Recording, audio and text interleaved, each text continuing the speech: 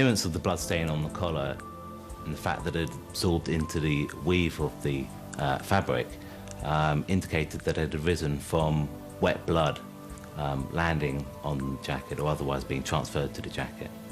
That blood drop comes back with a full DNA profile saying 1 in a billion chance of it not being Stephen Lawrence. So, you know, it's Stephen Lawrence's blood for all purposes, which is pretty powerful evidence. The scientists had proved that the blood was Stephen's, and because it was wet when it fell onto the jacket, it must have got there during or soon after the attack. This put the jacket at the scene of the crime. 3 fibres of Stephen's clothing and a hair were found on the items seized from Norris's bedroom in 1993. The hairs that we found were consistent with being Stephen Lawrence's hair. It's only really when you lay that on the layers of fibre evidence and start to build things up that the coincidence of having fibres from 3 different items of clothing that he was wearing and hair which is a 1 in a 10,000 chance is his, you start to put that together and it becomes a more compelling case. Microscopic fibres and a tiny spot of blood were all the evidence the police needed to see Gary Dobson and David Norris charged with the murder of Stephen Lawrence. The new investigation found no convicting evidence against the other 3 suspects, and they were not charged. The trial began at the Old Bailey on the 14th of November 2011. It was a sight to see those 2 people in the dock behind the security glass, and the dock is raised, and somehow it turned out that sat next to that dock were the Lawrence family. The other key figure at the trial was Stephen's companion that night, Duwayne. This time Duwayne wasn't needed to say, "I saw that person." He was there to set the mood and give a description of the attack.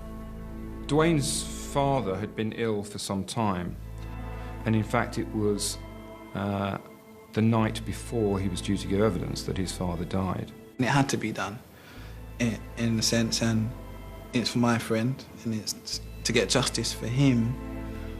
I'm happy that I was able to give evidence on that day. I'm relieved.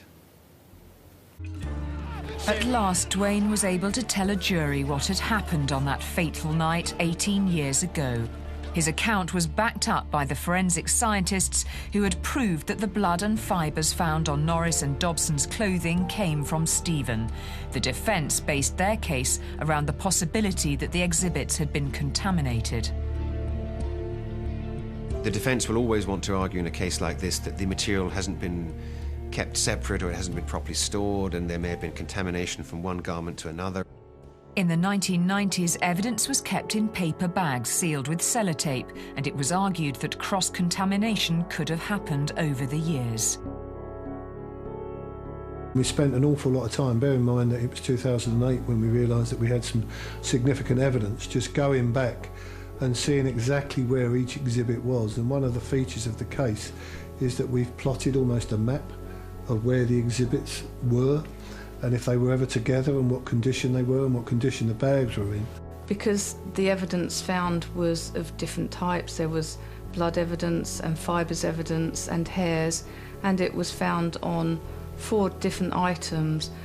That combination of evidence helped me rule out the possibility of contamination.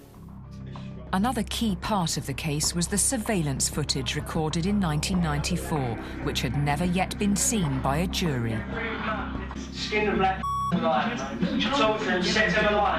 It went some way, if not all the way, to establishing they were capable of this crime.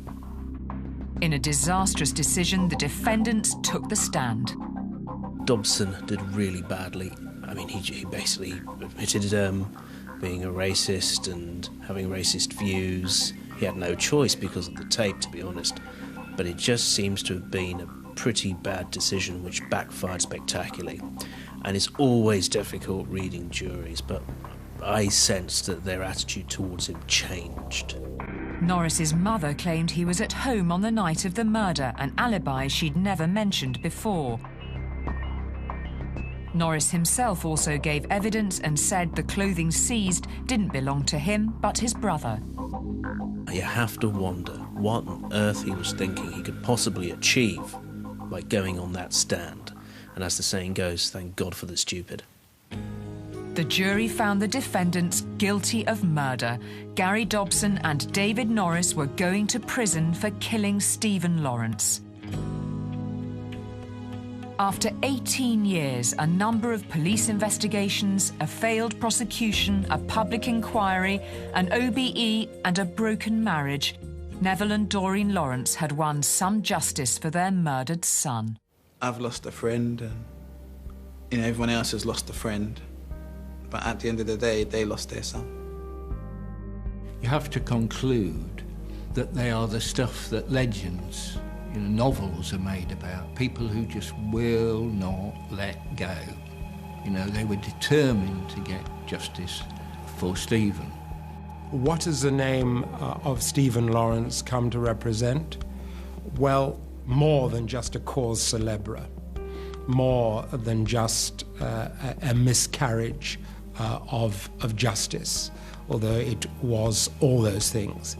It has come to represent an aspiration of a family and a community for justice and to see justice done, but also the aspiration of a bright, able, black young man to make something of his life.